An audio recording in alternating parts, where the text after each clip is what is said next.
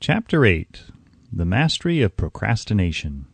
The Seventh Step Toward Riches.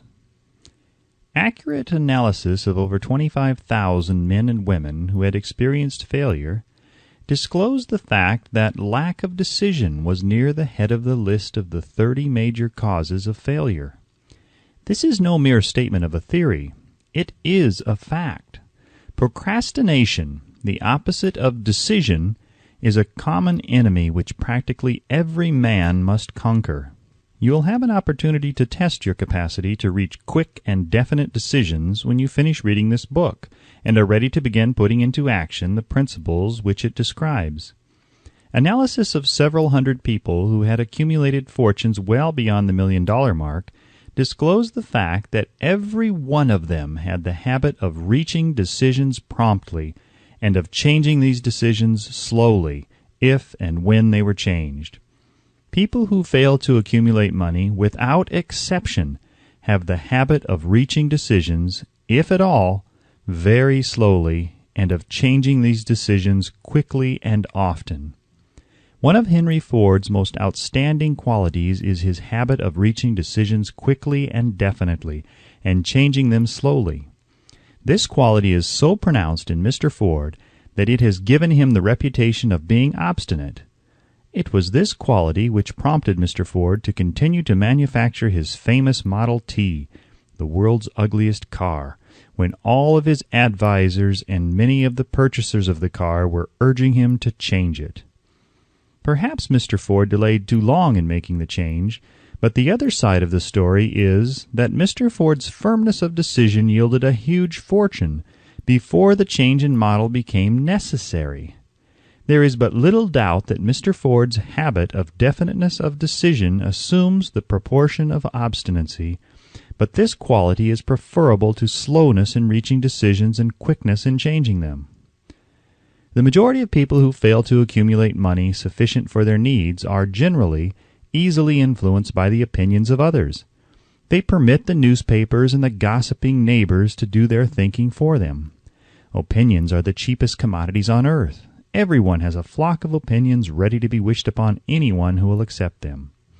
If you are influenced by opinions when you reach decisions, you will not succeed in any undertaking, much less in that of transmuting your own desire into money.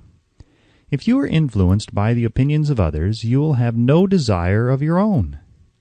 Keep your counsel when you begin to put into practice the principles described here by reaching your own decisions and following them.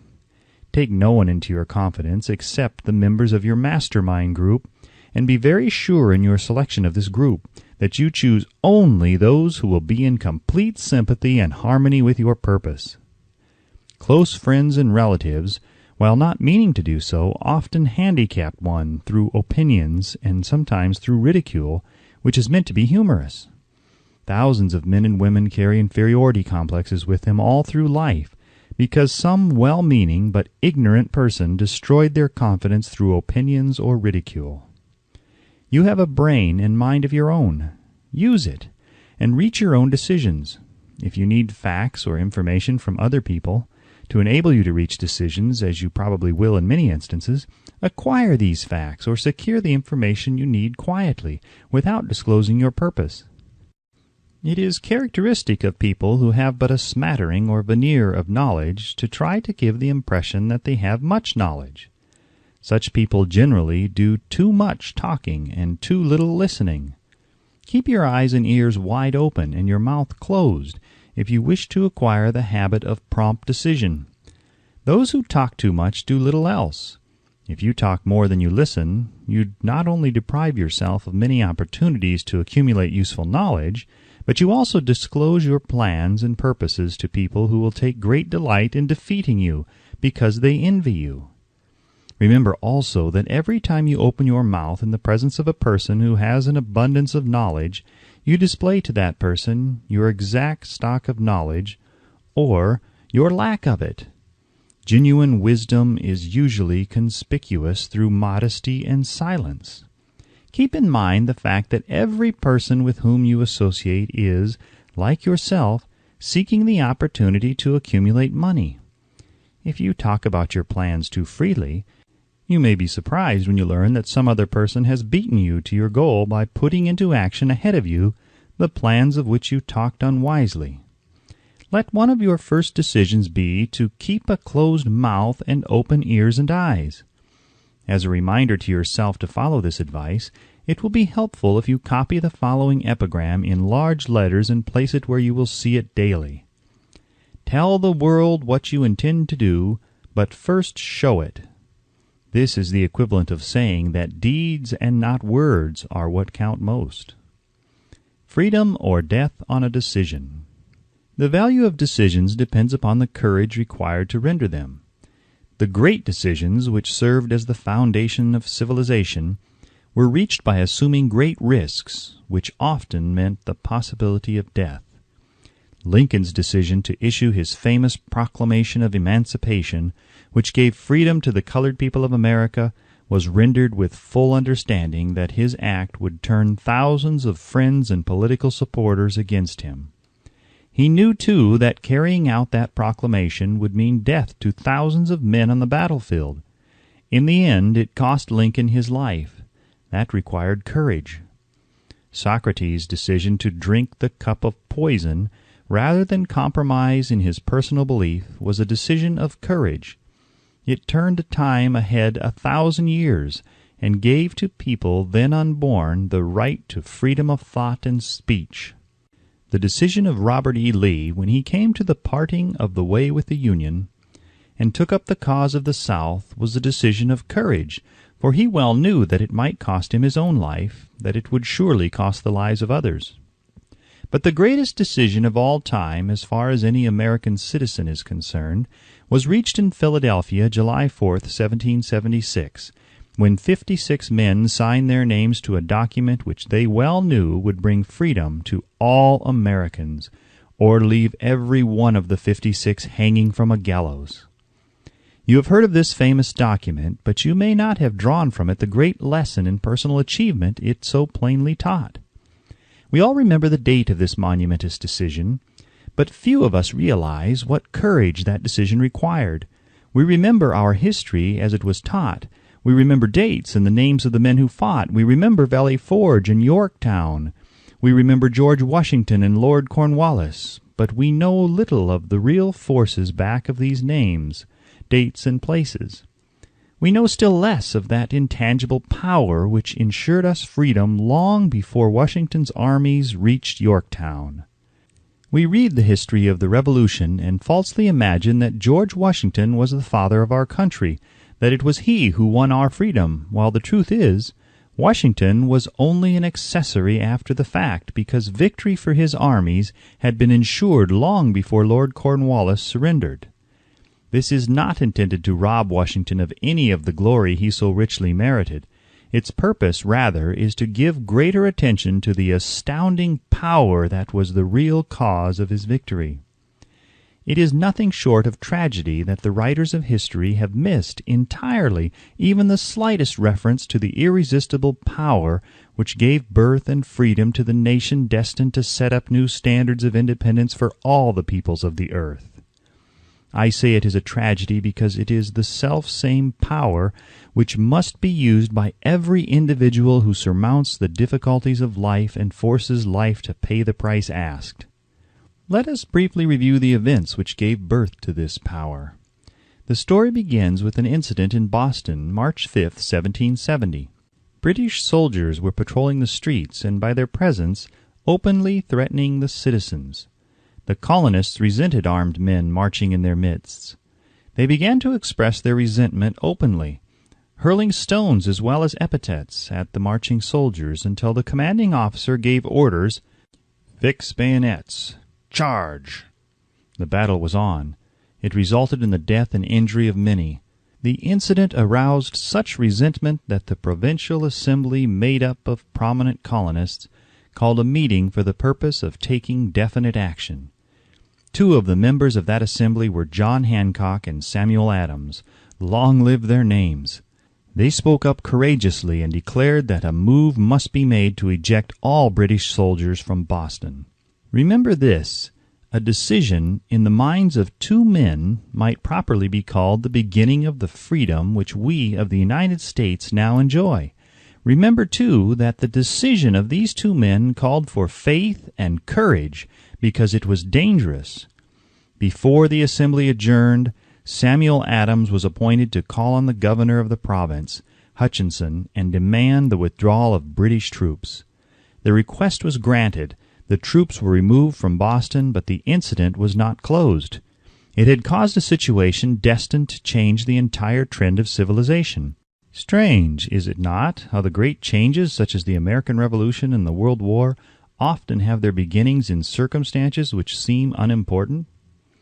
It is interesting also to observe that these important changes usually begin in the form of a definite decision in the minds of a relatively small number of people. Few of us know the history of our country well enough to realize that John Hancock, Samuel Adams, and Richard Henry Lee of the province of Virginia were the real fathers of our country. Richard Henry Lee became an important factor in this story by reason of the fact that he and Samuel Adams communicated frequently by correspondence, sharing freely their fears and their hopes concerning the welfare of the people of their provinces. From this practice, Adams conceived the idea that a mutual exchange of letters between the 13 colonies might help to bring about the coordination of efforts so badly needed in connection with the solution of their problems.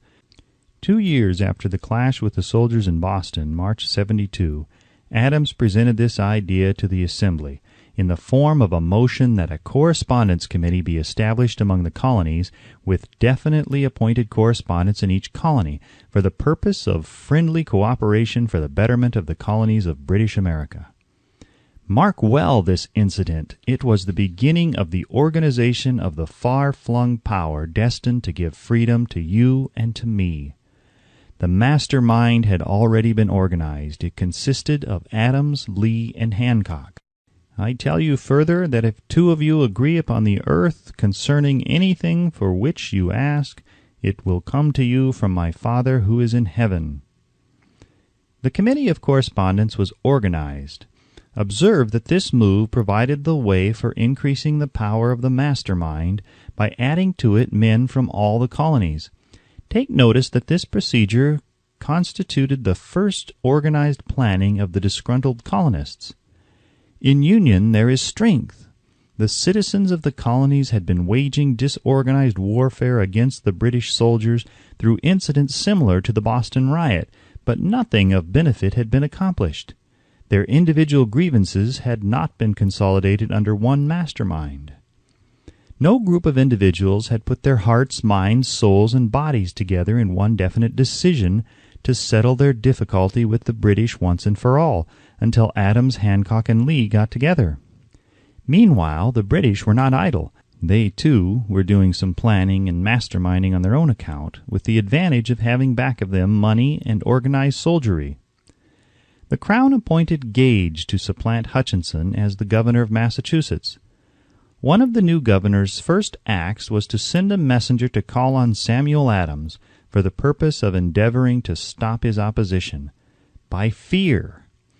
We can best understand the spirit of what happened by quoting the conversation between Colonel Fenton, the messenger sent by Gage, and Adams. Colonel Fenton: I have been authorized by Governor Gage to assure you, Mr. Adams, that the governor has been empowered to confer upon you such benefits as would be satisfactory. Endeavor to win Adams by promise of bribes, upon the condition that you engage to cease in your opposition to the measures of the government. It is the government's advice to you, sir, not to incur the further displeasure of His Majesty. Your conduct has been such as makes you liable to penalties of an order of Henry VIII, by which persons can be sent to England for trial for treason or misprision of treason at the discretion of a governor of a province. But by changing your political course you will not only receive great personal advantages, but you will make your peace with the king. Samuel Adams had the choice of two decisions. He could cease his opposition and receive personal bribes, or he could continue and run the risk of being hanged. Clearly the time had come when Adams was forced to reach instantly a decision which could have cost his life. The majority of men would have found it difficult to reach such a decision. The majority would have sent back an evasive reply, but not Adams. He insisted upon Colonel Fenton's word of honor that the colonel would deliver to the governor the answer exactly as Adams would give it to him. Adams' answer: "Then you may tell Governor Gage that I trust I have long since made my peace with the King of Kings. No personal consideration shall induce me to abandon the righteous cause of my country. And tell Governor Gage it is the advice of Samuel Adams to him no longer to insult the feelings of an exasperated people." Comment as to the character of this man seems unnecessary. It must be obvious to all who read this astounding message that its sender possessed loyalty of the highest order. This is important. Racketeers and dishonest politicians have prostituted the honor for which such men as Adams died. When Governor Gage received Adams' caustic reply, he flew into a rage and issued a proclamation which read, "I do hereby, in His Majesty's name, offer and promise His most gracious pardon to all persons who shall forthwith lay down their arms and return to the duties of peaceable subjects, excepting only from the benefit of such pardon Samuel Adams and John Hancock, whose offenses are too flagitious a nature to admit to any other consideration but that of condign punishment." As one might say in modern slang, Adams and Hancock were on the spot. The threat of the irate governor forced the two men to reach another decision, equally as dangerous. They hurriedly called a secret meeting of their staunchest followers. Here the mastermind began to take on momentum. After the meeting had been called to order, Adams locked the door, placed the key in his pocket, and informed all present that it was imperative that a Congress of the colonists be organized and that no man should leave the room until the decision for such a Congress had been reached. Great excitement followed. Some weighed the possible consequences of such radicalism, old man fear. Some expressed grave doubt as to the wisdom of so definite a decision in defiance of the Crown. Locked in that room were two men immune to fear, blind to the possibility of failure, Hancock and Adams. Through the influence of their minds, the others were induced to agree that, through the Correspondence Committee, arrangements should be made for a meeting of the First Continental Congress to be held in Philadelphia, September 5th, 1774. Remember this date. It is more important than July 4th, 1776. If there had been no decision to hold a Continental Congress, there could have been no signing of the Declaration of Independence. Before the first meeting of the new Congress, another leader, in a different section of the country, was deep in the throes of publishing a summary view of the rights of British America.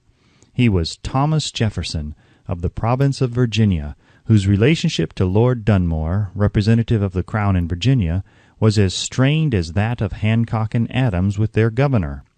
Shortly after his famous Summary of Rights was published, Jefferson was informed that he was subject to prosecution for high treason against His Majesty's government. Inspired by the threat, one of Jefferson's colleagues, Patrick Henry, boldly spoke his mind, concluding his remarks with a sentence which shall remain forever a classic: "If this be treason, then make the most of it." It was such men as these who, without power, without authority, without military strength, without money, sat in solemn consideration of the destiny of the colonies, beginning at the opening of the First Continental Congress and continuing at intervals for 2 years, until on June 7, 1776, Richard Henry Lee arose, addressed the chair, and to the startled assembly made this motion: "Gentlemen, I make the motion that these united colonies are, and of right ought to be, free and independent states, that they be absolved from all allegiance to the British Crown, and that all political connection between them and the state of Great Britain is and ought to be totally dissolved." Lee's astounding motion was discussed fervently, and at such length that he began to lose patience. Finally, after days of argument, he again took the floor, and declared in a clear, firm voice, "Mr. President, we have discussed this issue for days. It is the only course for us to follow. Why then, sir, do we longer delay? Why still deliberate? Let this happy day give birth to an American republic. Let her arise not to devastate and to conquer, but to reestablish the reign of peace and of law. The eyes of Europe are fixed upon us. She demands of us a living example of freedom that may exhibit a contrast in the felicity of the citizen to the ever-increasing tyranny. Before this motion was finally voted upon, Lee was called back to Virginia because of serious family illness, but before leaving he placed his cause in the hands of his friend, Thomas Jefferson, who promised to fight until favorable action was taken. Shortly thereafter, the President of the Congress, Hancock, appointed Jefferson as chairman of a committee to draw up a Declaration of Independence. Long and hard the committee labored on a document which would mean, when accepted by the Congress, that every man who signed it would be signing his own death warrant should the colonies lose in the fight with Great Britain, which was sure to follow. The document was drawn, and on June 28 the original draft was read before the Congress. For several days it was discussed, altered, and made ready. On July 4, 1776, Thomas Jefferson stood before the Assembly and fearlessly read the most momentous decision ever placed upon paper. When, in the course of human events, it is necessary for one people to dissolve the political bands which have connected them with another, and to assume among the powers of the earth the separate and equal station to which the laws of nature and of nature's God entitle them, a decent respect to the opinions of mankind requires that they should declare the causes which impel them to the separation. When Jefferson finished, the document was voted upon, accepted, and signed by the 56 men, every one staking his own life upon his decision to write his name. By that decision came into existence a nation destined to bring to mankind forever the privilege of making decisions. By decisions made in a similar spirit of faith, and only by such decisions, can men solve their personal problems and win for themselves high estates of material and spiritual wealth. Let us not forget this. Analyze the events which led to the Declaration of Independence, and be convinced that this nation, which now holds a position of commanding respect and power among all nations of the world, was born of a decision created by a mastermind consisting of 56 men. Note well the fact that it was their decision which ensured the success of Washington's armies, because the spirit of that decision was in the heart of every soldier who fought with him, and served as a spiritual power which recognizes no such thing as failure.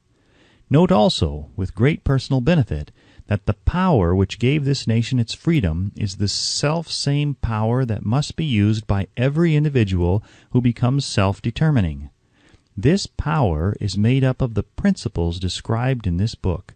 It will not be difficult to detect in the story of the Declaration of Independence at least 6 of these principles: desire, decision, faith, persistence, the mastermind, and organized planning. Throughout this philosophy will be found the suggestion that thought, backed by strong desire, has a tendency to transmute itself into its physical equivalent. Before passing on, I wish to leave with you the suggestion that one may find in this story, and in the story of the organization of the United States Steel Corporation, a perfect description of the method by which thought makes this astounding transformation. In your search for the secret of the method, do not look for a miracle, because you will not find it. You will find only the eternal laws of nature. These laws are available to every person who has the faith and the courage to use them.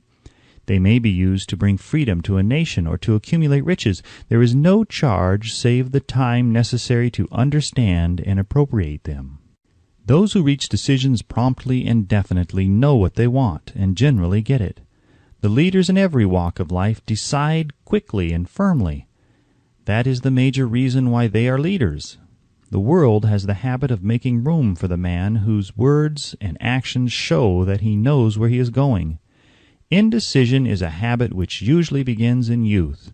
The habit takes on a permanency as the youth goes through graded school, high school, and even through college, without definiteness of purpose. The major weakness of all educational systems is that they neither teach nor encourage the habit of definite decision.